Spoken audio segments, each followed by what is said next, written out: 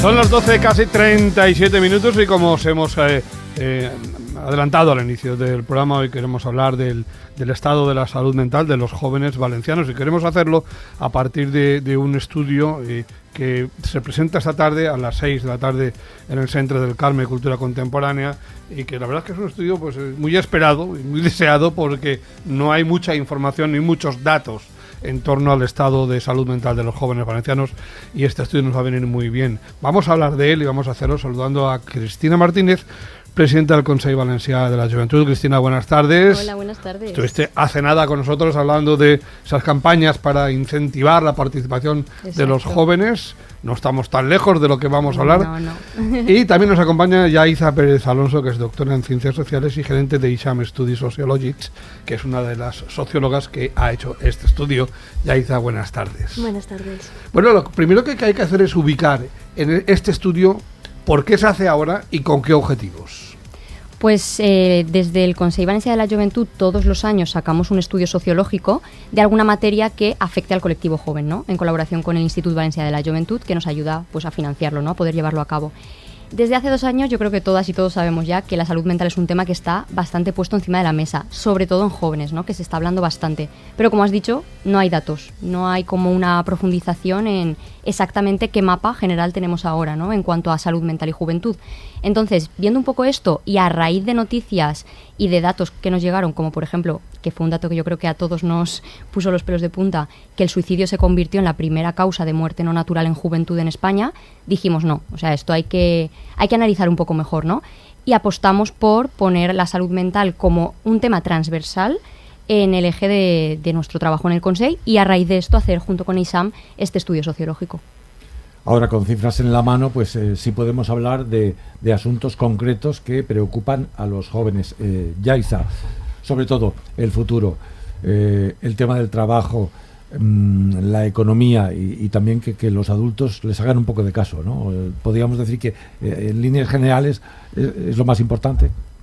Sí, a ver, la emancipación siempre es un gran tema que preocupa a todos los jóvenes y con ello pues todo lo que tiene que ver con esto, que es trabajo, estudios, la parte económica, al final es uno de los grandes problemas. Pero también lo de que nos hagan caso no, es otro punto de partida, ¿no? Es entender que el problema que tienen no es fácil de solucionar y no es que me tengan que ayudar, es que es un problema que hay que resolver colectivamente desde la sociedad, creo yo. Sí, totalmente. Se trata de saber la percepción que tienen los jóvenes sobre la salud mental. Esto es importantísimo. Lo primero que quiero preguntarte es ¿cómo se ha hecho este estudio? O sea, ¿cuántas encuestas y qué perfil habéis buscado? Vale, hemos hecho muchas cosas en este estudio porque hemos intentado que fuera muy holístico, ¿no? E intentar captar diferentes miradas. Hemos hecho por una parte una sección cualitativa y por otra parte una sección cuantitativa. En la cuantitativa, que es la de la encuesta, ¿no? ¿Cuántas personas hemos hecho? 650 jóvenes de la de la Comunidad Valenciana, ¿no? Del País Valencià. Esa sería la parte cuantitativa y la parte cualitativa, que creo que también es la parte más innovadora, porque nos da no solo qué piensan o cuántos piensan qué, sino realmente la profundidad que tiene el estudio, que creo que es lo que gana. Y ahí hemos hecho 9 entrevistas a expertos en salud mental y juventud, ¿no? Que tuvieran las dos vertientes. Hemos hecho 9 entrevistas a personas jóvenes diagnosticadas con algún tipo de trastorno para ver cómo lo vivían desde dentro y hemos hecho después 3 grupos de focus group que son entrevistas grupales, por decirlo de alguna manera, a diferentes colectivos de jóvenes por edad. Entonces ahí lo que hemos captado es un poco mayor profundidad que con una encuesta. Porque, a ver, todos estamos hablando, lo habéis dicho al principio, y desde la pandemia mucho más de la importancia que hay que dar cada vez más a la salud mental. De este estudio que habéis hecho, de las conclusiones que habéis sacado, ¿a los jóvenes les preocupa? Sí, yo creo que sí, ¿no? Yo creo que tanto Yaiza como yo estamos de acuerdo en que es un tema que preocupa mucho, sobre todo porque se está viviendo mucho a raíz de la pandemia. No que hayan aparecido nuevos problemas de salud mental, pero lo que ha pasado es que se han agravado los que ya existían, ¿no? Y tiene mucho que ver también con las condiciones que tenemos con nuestro contexto vital, ¿no? Tiene mucho que ver, de hecho se ve que la incerteza sobre el futuro es como la principal causa que hace que se desarrollen ciertos trastornos de salud mental como el estrés o la ansiedad. nos hace también ver, como ha dicho Yaiza, esa visión un poco holística de la salud mental no es solo ámbito sanitario, es también replantearnos qué está pasando en nuestro entorno y sobre todo también que la juventud tenemos ese deseo de que se rompa el estigma social. En la juventud ya lo estamos superando, hablamos abiertamente de salud mental, ahora falta que también se haga en el resto de la sociedad.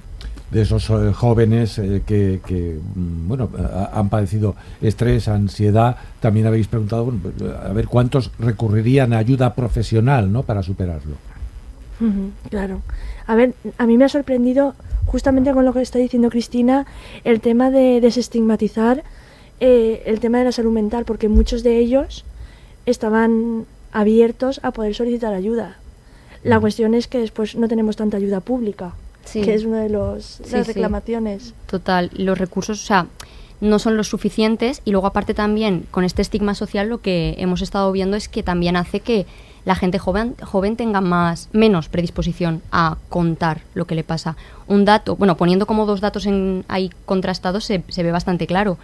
Casi el 74% de la juventud valenciana ha sufrido ansiedad, pero solo el 19% pediría ayuda profesional en una situación así.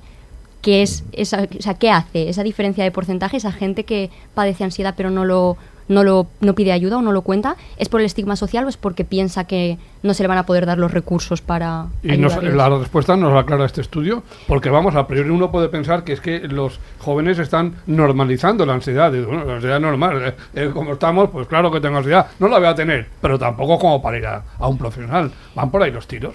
La cuestión es que sí que se está hablando más de salud mental y se están normalizando, pero también hay más concienciación de cuándo se necesita el pedir esta ayuda.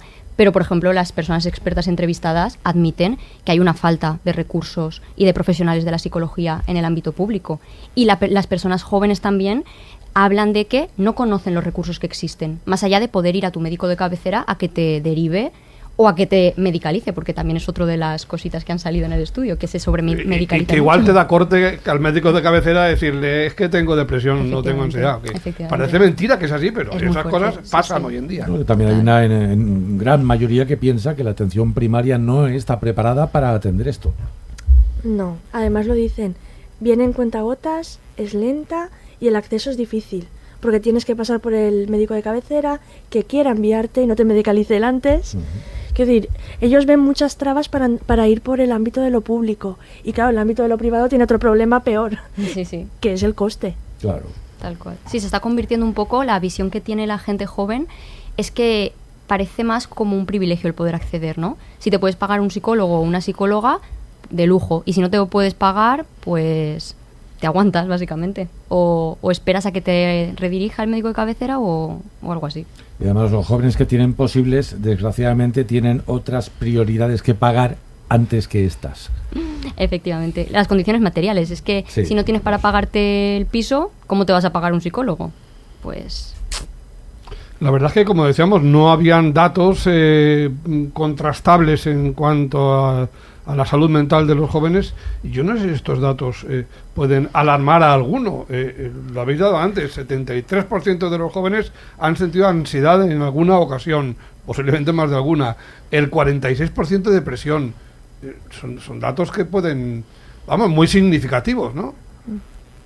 Y más en el contexto que estamos hablando, que esto puede llegar a derivar en un intento de suicidio o en un suicidio. O sea, tomémonos la salud mental en serio. Totalmente. Además que está muy bien que pongamos los datos sobre la mesa, incluso que peguemos un golpe sobre la mesa, ¿no? De decir, mira, es que esto está pasando. Pero más allá de quedarnos solamente en alarmarnos, es el momento decisivo para tomar medidas, y más, como dice Yaiza, en la situación que estamos post pandemia, ¿no? Que además todos estamos bastante resentidos. Estábamos hablando también del suicidio, tema tabú hasta hace muy poco. Por fortuna, hace muy poquito se puso en marcha un teléfono a nivel nacional, 024, teléfono de asistencia y prevención del suicidio, que recibe 500 llamadas diarias. Muchos se habrán sorprendido, porque esto realmente ha dejado al descubierto una situación que hasta ahora no había aflorado, ¿no? Sí, totalmente. De hecho, también es importante que la gente sepa que el teléfono no solo es para personas que hayan podido tener pensamientos suicidas, sino para acompañamiento de, si tú ves que en tu entorno hay alguien que le está ocurriendo, la gente que acompaña tampoco sabe, ¿no?, los recursos disponibles o un poco tal.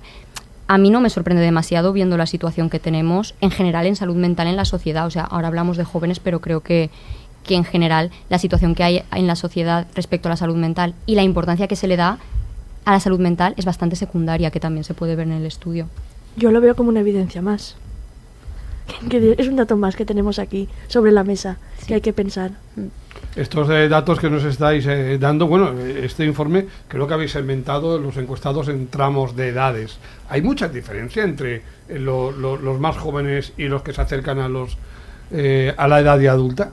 Cambian los problemas de partida. Cuando estamos en los más jóvenes, de 14 a 17, son más problemas vinculados con la identidad, las relaciones entre iguales, la relación con los padres, y a medida que vamos subiendo empiezan los estudios como gran problema, y sobre todo el planteamiento de emancipación, trabajo, para qué estudios y no, bueno, todo el problema que hemos comentado al inicio. La incertidumbre laboral y la inestabilidad, los problemas económicos, ver cómo está el mundo, que no te da ninguna garantía de futuro, ¿no? De nada. O sea, y menos a los jóvenes. O sea, cuánta gente... Yo es que, claro, al final a mí me alegra que se pongan en datos concretos estas ideas, porque mucha gente joven lo comentamos. O sea, toda la gente joven que yo tengo a mi alrededor, tenemos casos de personas que se han notado, pues a lo mejor algún ataque de ansiedad o estrés o principios de depresión, han intentado ir al médico de cabecera y para 6 meses, si acaso. O también tenemos casos de gente que ha acabado la carrera y está haciendo máster tras máster para no dejar de hacer cosas sin encontrar ningún trabajo, y que al final acaba en un trabajo donde está sobrecualificado. Yo creo que son realidades que todo el mundo tenemos a nuestro alrededor, pero falta ponerles los datos para poder visibilizarlos, y sobre todo para que la administración también despierte, ¿no? Y vea que este problema hay que atajarlo ya. Está muy guay hablarlo, pero ahora falta... Pero hay que hablarlo, que hablarlo, aunque sea con el médico de cabecera, Total. Aunque te corte, y también hay que hablarlo en familia, que a veces es complicado en el seno familiar decir que tienes angustia o depresión. Aunque, claro, estamos hablando de lo que es la solución final, porque el origen del problema pues es ese, que no ven un futuro claro, que muchos no tienen trabajo y los que lo tienen son trabajos precarios, y aquí nadie tiene la varita mágica para arreglar que es el problema. Totalmente. A ver, es que al final es una solución lenta, porque es un problema estructural, no es un problema... Igual que la salud mental, lo que ha pasado a raíz de la pandemia es que se ha agravado el problema. Con el tema del empleo juvenil, por ejemplo, es igual. Se ha agravado la situación, pero ya veníamos de una situación mala. Entonces, claro, es una solución por varias vías, muy lenta, pero que se tiene que empezar a ir haciendo. Ya se está empezando, lo cual también nos alegra a, pues por ejemplo, buscar otros mercados laborales que no limiten, o sea, que puedan responder a la gente que se está formando ahora mismo, ¿no?, joven. O también el facilitar el acceso a la vivienda, ¿no?, que es un derecho fundamental, regulando los precios del alquiler, por ejemplo, o poniendo un poco más de incidencia ahí. Pero luego también, por ejemplo, otra de las cosas que surgen, que van aparte de las condiciones materiales, es la educación emocional. La gente joven también ha trasladado en este estudio que muchas veces no se sienten capaces de responder frente a ciertas situaciones porque no les han enseñado las habilidades emocionales para hacerlo. Si también eso lo metiésemos en el sistema educativo, a lo mejor no harían falta tantos psicólogos luego, porque ya tenemos esa prevención hecha de antes también. O sea que hay muchas cosas ahí que abordar. Este estudio se ha hecho ahora, basándose en la situación creada por la pandemia. No sé si hace 30, 40 años harían estudios de este tipo, me temo que no, desde luego, pero la juventud de ahora es muy diferente a la de antes. A ver, es diferente porque tiene un contexto de vida diferente, pero los problemas son de base. O sea, en los años 80 también les preocupaba conseguir un trabajo para poder ir de casa, crear su proyecto de vida independizado, etcétera. Quiero decir, el problema de base es el mismo, porque es un problema estructural, pero obviamente cambian las condiciones. Sí, y además yo creo que es importante que una cosa que define mucho a esta generación de la actualidad es que vamos empalmando crisis.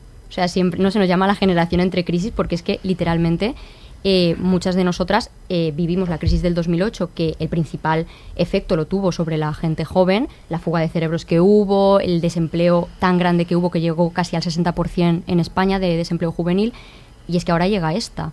Bueno, pues es que estamos a tiempo de que no nos pase lo mismo, pero es que a lo mejor volvemos otra vez a a comérnosla con patatas. La primera crisis que nos llevó a aquel de los 1000 euristas, como que, fíjate, 1000 euristas, qué pobre, y ahora es un lujo. Y ahora es un lujo, sea, sí, como sí. venga otra, vamos a ver si hay que pagar por ir a trabajar. Vamos, no sé, yo ya bajamos de 500 en 500 parece, Claro, yo no es, sé. es tremendo, desde luego. Es verdad. Sí, sí que es verdad. El tema del confinamiento ha aparecido en las respuestas que han dado. O sea, hablamos de la pandemia en general, pero el hecho de tener a los jóvenes, sobre todo en esas edades, encerrados tantas semanas en su casa, ¿eso ha salido?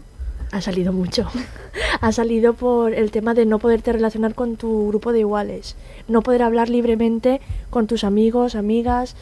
Ha salido la presión de vivir en una casa, por ejemplo, con una familia desestructurada o con problemas, o simplemente la tensión paterno-filial que nos encontramos en muchas casas. Eso te iba a decir, a veces el aguantar más horas de las habituales a unos padres también es... Y viceversa, ojo. Sí, sí. Y espacios pequeños, porque claro, no es lo mismo vivir en casa, solo en casa, que poder salir.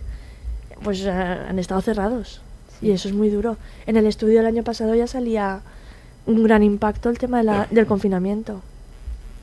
Bueno, la verdad es que este estudio es muy interesante, como decimos, y además en fin, señala muy claramente cuáles son las consecuencias y cuál es la realidad de la salud mental en los jóvenes, y también propone pues algunas medidas para intentar atajarla. Ya habéis hablado de reforzar los profesionales que en el sistema de sanidad pública atienden la salud mental, que es escaso y dilatado en el tiempo, pero proponéis más cosas como talleres en los propios colegios, ¿no? Sí, nosotras hemos dividido un poco las propuestas que lanzamos en dos bloques diferenciados. Por una parte, en el ámbito sanitario, y por otra parte, en el ámbito más social, ¿no? Porque entendemos que al final la salud mental es algo, pues como hablábamos, ¿no? Que está condicionado por otras muchas cosas. En el ámbito sanitario, tanto expertas como jóvenes coinciden en refuerzo del financiamiento, más profesionales psicológicos. Se habla, las expertas, algunas proponen la figura del psicólogo de cabecera, igual que existe el médico de cabecera, que exista el psicólogo de cabecera en los centros de salud. Y luego, en el ámbito social, más educación emocional, que se incluya la educación emocional en los itinerarios de los centros educativos, en colaboración también con el trabajo que ya se hace en entidades de educación no formal, como Scouts, Juniors y cosas así, que la verdad es que sobre eso tienen un poco más avanzado que la educación formal.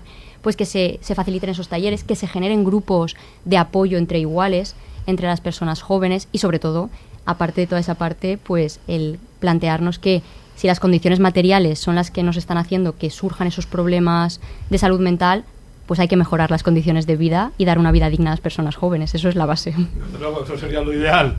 La verdad pero es que... por lo menos, si la situación de angustia y ansiedad sigue, facilitar que los jóvenes puedan ser atendidos, quitarles los miedos que puedan tener. Exacto, el estigma social. Exacto. Pero exactamente, entonces si se dan el paso, que haya facilidades y no que la situación sea la que es ahora. Y por la parte que Totalmente. le toca, no estaría nada mal que hicierais llegar este estudio al nuevo conseller de Sanitat, efectivamente, para que en la medida de sus posibilidades, bueno, pues ataje las carencias que hay en su departamento respecto a ese tema. Sí, sí. De hecho, justo como salud mental es un tema que hemos trabajado bastante desde el Consell, el año pasado nuestra campaña del 12 de agosto, del Día Internacional de la Juventud, fue en la línea de reunirnos con todas las consellerías para incidir en cómo desde cada consellería afecta lo que se decide a la salud mental de jóvenes, y un poco como cierre de esa campaña vamos a enviar después de la presentación el estudio a todas las consellerías, porque en todas hay cositas que se pueden hacer para mejorar salud mental.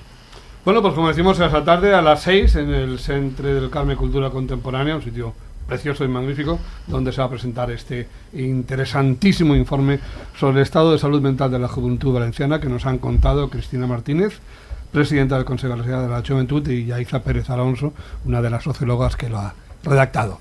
Pues muchísimas gracias a las dos. Muchísimas y que vaya muy gracias. bien la presentación esta tarde. Gracias. Suerte, Gracias. hasta luego. Hasta ahora. Hasta luego. Hoy por hoy, Locos por Valencia. Cadena SER.